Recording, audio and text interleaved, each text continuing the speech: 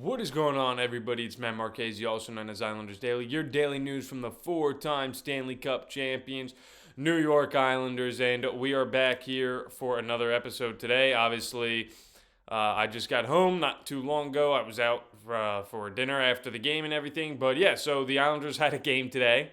They won 1-0. Not a single goal was scored until the shootout. And wow, I mean, that is just a ridiculous kind of game. And the Islanders deserved a goal. They dominated the Kraken the whole way through that game. And unfortunately, they could not score one in regulation. Obviously, could not score one in overtime. And by the greatest miracles of all time, the Islanders actually won a shootout. I think that might be their first shootout win since the beginning of time. Just joking. The Islanders have won shootouts before. You go back to Franz Nielsen a little, but yeah, the Islanders do win this game 1-0 in the shootout. And I'm gonna be honest, when that Kraken scored that first shootout goal, I thought the game was done. I thought that game was done right away, but the Islanders are able to come and fight back. Bo Horvat scores a must-needed goal, and his season continues in that shootout. His season continues where he is just a Bo Scorvat. I mean, he just continues to score day in and day out. And yeah, he's just been doing great. He's just been doing great. And I just realized now that I still have my glasses on. I use them to drive because, you can't see in driving at night and everything. Completely forgot I even had those on while I was recording here. But yeah, they're off now. And the Islanders, just great game all the way around. I mean, after that game against the Blues where I think they struggled early on. They kind of got their legs going a little later in that game. They were able to pick up where they left off against the St. Louis Blues. They came alive, but Joey Daccord, I mean, what a game he had today for the Seattle Kraken. He was making save after save, and yeah, it was tough. David Rittich gets the shutout, so does Joey Daccord, the rare two-goalie shutout, one goalie has to lose. But yeah, David Rittich, he not many shots faced, only 19, but he came up with big saves when he needed to come up with the big saves, and that's what you need to ask for. I mean, Joey Daccord did his job, so great job right there by Joey Daccord. It's been a long night. David Rittich did a great job, and he just made the saves when he needed to make the saves, and that's all you need from him. He's been more than advertised. Obviously, I remember going back to the preseason when I was first starting this channel. A lot of people were a little nervous about Rittich, how he performed in the preseason. I was even one who said, it was a little nerve-wracking, but he's been playing good hockey, and that's what's up. That's what's up. I'm happy that David Rittich is playing good. He's been an answer to the goaltending problem that we've had. Backup, I remember they said last year, in total, I think it was, the goalies only won 5 games. Goalies not named Sorokin last year, only won 5 games. Obviously, David Rittich has already surpassed that, I believe. So that's just great work by David Rittich. And yeah, he's been great. Yeah, he's been great, David Rittich. 6 wins on the year. And yeah, there's not much you can say about that. That's what you need. And yeah, like I said, the Islanders dominated this game from start to finish. I mean, the Kraken had some opportunities here and there. Obviously, they nearly got a grade A opportunity with like 4 seconds left, and Ryan Pollock made an unbelievable diving play to stop that. But everybody on the Islanders played very good. I think Cal Ritchie just continues to improve game in and game out, and that's all you need from him. Horvat, solid. Palmieri, solid. Everybody on the Islanders played solid. That's all you need. Obviously, the fourth line has been changed up a little, and we'll go into that now, and that is due to the fact we unfortunately have 2 injuries on the Islanders now. Alex Romanov is out for 5 to 6 months. It's a long time.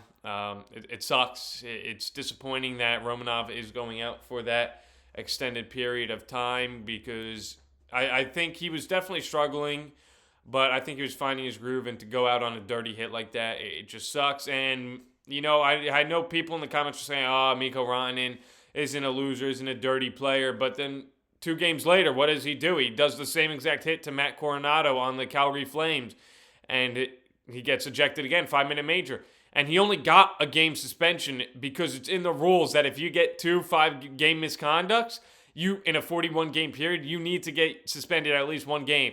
The NHL didn't add on to the I'm like gibberish right now. The NHL didn't add on to the suspension, nor were they going to be the ones to invoke it. It was just because that is in the rules. So Rantanen continues to play, dirty hockey, and he took Romanov out for a while, and it sucks. And then another one is J.G. Pageau goes week to week with an upper body injury. That one came as a shock because he finished the game against St. Louis. Obviously, he got hit in that game. I guess it was more serious than they thought. I mean, because he's out now, but I think this is the opportunity for Cal Ritchie to really, make a name for himself, do good things, and, it gives an opportunity to Max Siplikov as well to come back into the lineup and try and get going once more because he's somebody who needs to get going. Obviously, he's not a center, but it's allowing him to get back into the lineup, and we'll see how he does. I don't know how he will do. It's tough, but we'll have to see. Obviously, there's not really a lot to talk about in this game that occurred because it was just 0-0 the whole way through. I mean, the story of the day was just Joey Dackert and David Riddick.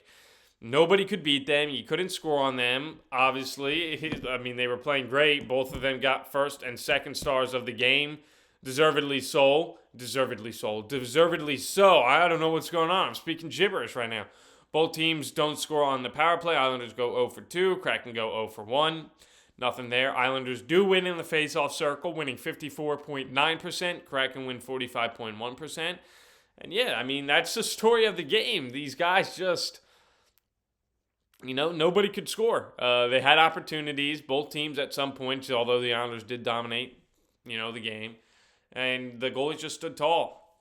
That's it. And, this was Lane Lambert's first game back on Long Island as a head coach for the Seattle Kraken. Obviously, I saw Kraken fans were upset with his shootout order. I don't know enough about the Kraken to know what they should have done in that order, but hey, I'll take it. I mean, you lost to the Islanders in a shootout. That's a miracle. And I will continue to say, I've said it since the shootouts have started, even when the Islanders have lost, I hate the shootout. I hate the shootout so much.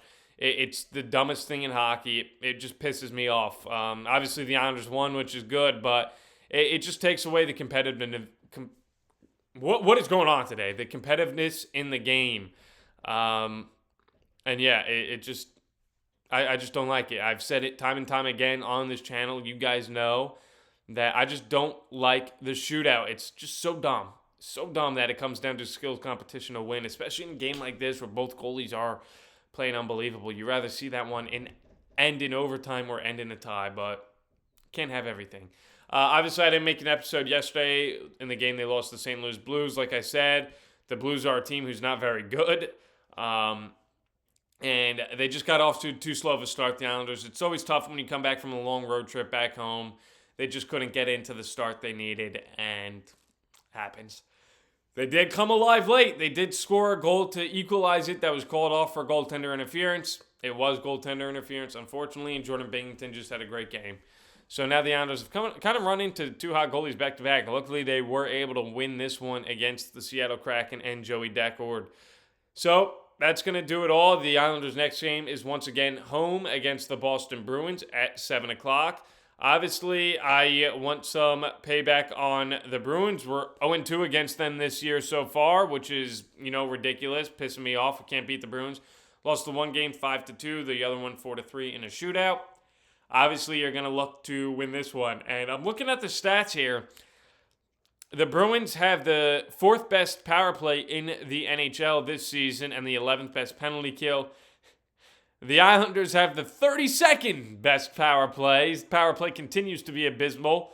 And the 10th best penalty kill, which is definitely better than last year. But yeah, they really need to improve on that power play. But it is what it is. So that's going to do it all for today's episode. As always, guys, leave your comments down below. And let's go Islanders.